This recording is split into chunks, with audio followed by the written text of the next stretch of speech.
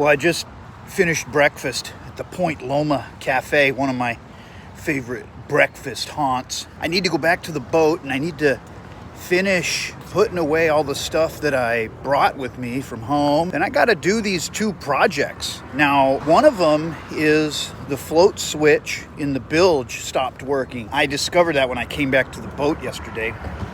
The water wasn't high, but it was higher than I'd like, and it was enough to prove that the float switch wasn't working, you know. So I got to change that. Then I got to put in that seagull filter. So those are the two projects that I have to do before I go, and I'm going to get started on them today, this morning, in fact.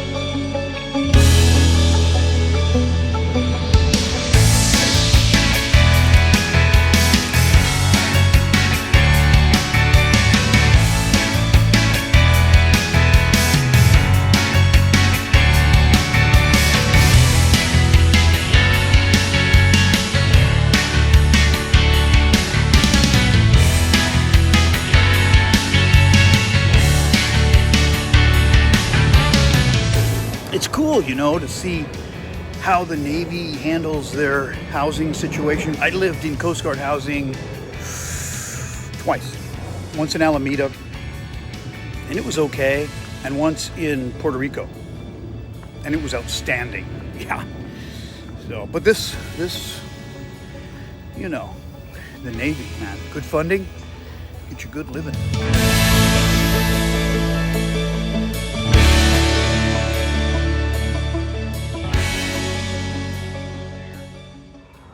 All right, well, I got my coffee. Heading back to the boat now. Yeah, it's time to get to work. I think I'm going to attack that bilge pump first because it's the one with the most unknowns for me. So we'll see.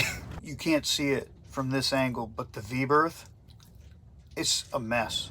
I mean, it's a catastrophe up here. But I've been debating like what I want to address first.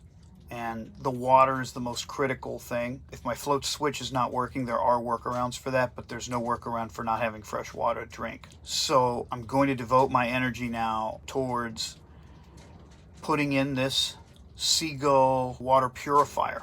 Apparently it's good down to 0.4 of a micron, which I guess is small enough to get most things. This is the port settee. The water tank is up forward under the V-berth. There are two outputs on this tank. One of those outputs runs down the starboard side, and one of those outputs, the port side, under the settees. The one on the port side runs strictly to a foot pump that comes directly from the water tank. The one on the starboard side then is your pressurized water, and the one on your port side is your non-pressurized water output. So that's the way the boat is set up right now, and I presume from the factory. I'm going to tee off of this line that feeds the foot pump, the unpressurized foot pump. Then I am going to create another leg that runs to another pump and only pushes water through the filter. And then the filter will have a dedicated spout. That's the idea. So I got to figure out a way to install it. I've never done this before. So we're going to be kind of learning together, and you're going to see me making some mistakes, I'm sure. So the idea is I'm going to tee off down there, come up here, come to a pump, push the water around through the filter, and then it's going to come. I'm going to remove this, which is good anyway, because this was hot and cold. This was from original. Now it's cold water only boat. So it's going to come direct. So this will be filtered water, drinkable water. This will be raw water from the tank.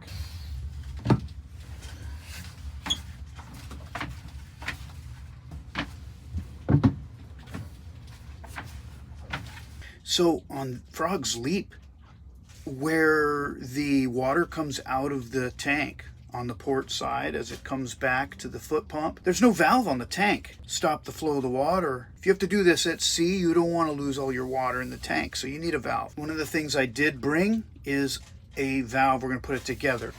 This is exactly the same valve that I put in on the starboard side. So these are going to be identical now. They'll be inline valve. Whoa, there we go. You can see the ceiling open. Yeah, it's pretty cool. Okay, so anyway, we're going to put this in line so that we can shut the water off and not worry about it, because it's not there right now and it's kind of weird and we don't like that. So I have some, here we go, an adapter. Okay, let's see if I got the correct adapter. Sometimes this is where I get screwed up, right? Oh no, that's perfect. So 1/2 inch to 1/2 inch hose, that's exactly what I need. And I should have 2 of these.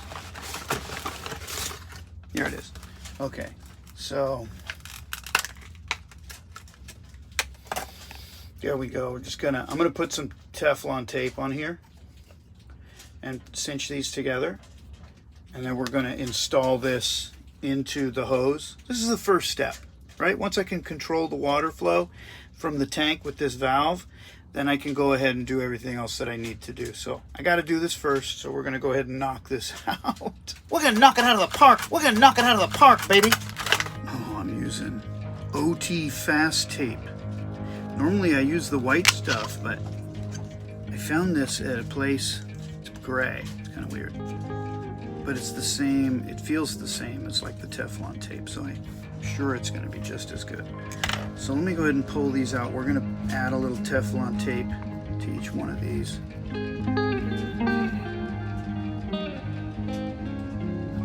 Yeah. So now I've got some Teflon action happening, and I feel good about that. Yeah, I think that feels pretty tight to me. Okay, here we go. Now, let's try not to cross thread. No, we're good. I can feel that. That's good.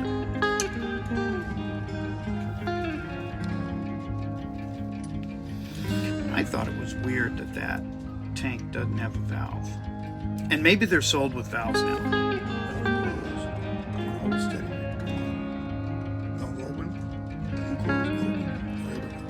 So, next thing I want to do before I go cutting water lines is drain the water tank.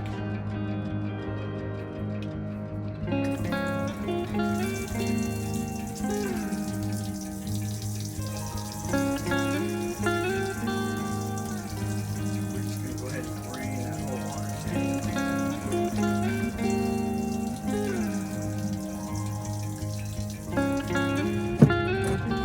Like right there.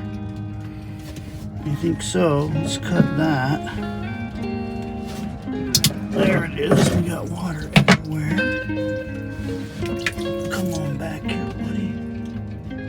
We gotta handle you. We gotta. Alright, let's get that valve in there now.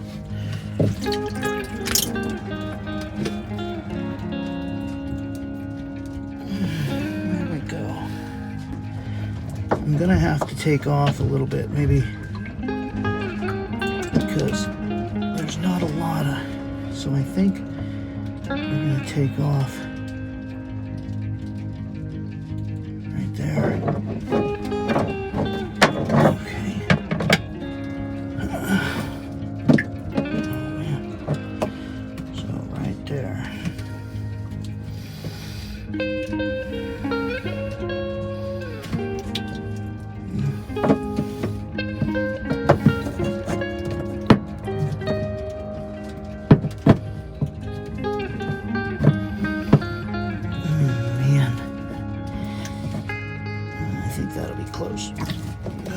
Gotta make way for that valve.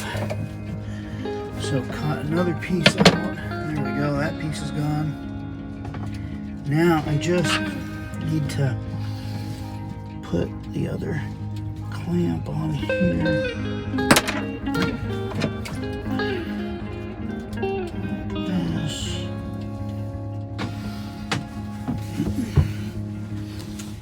so far so good. I haven't had any major mistakes so far. I feel almost cross-threaded that Teflon fitting. That would have been I wouldn't say major, but I wouldn't be happy about it because, you know, I would have to go over and get another one. There's still a little water in there, but not too much.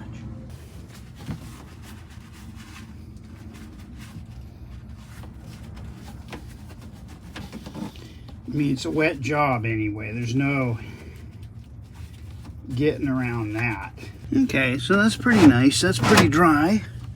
We came out of that pretty reasonably okay.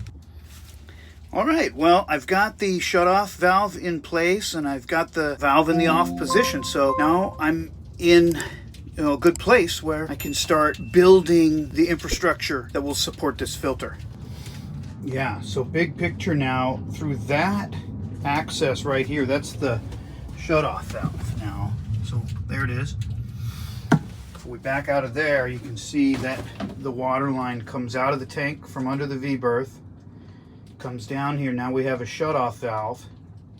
We're going to come through another, there is a bulkhead here, although it's not watertight because there's a hose that runs under there.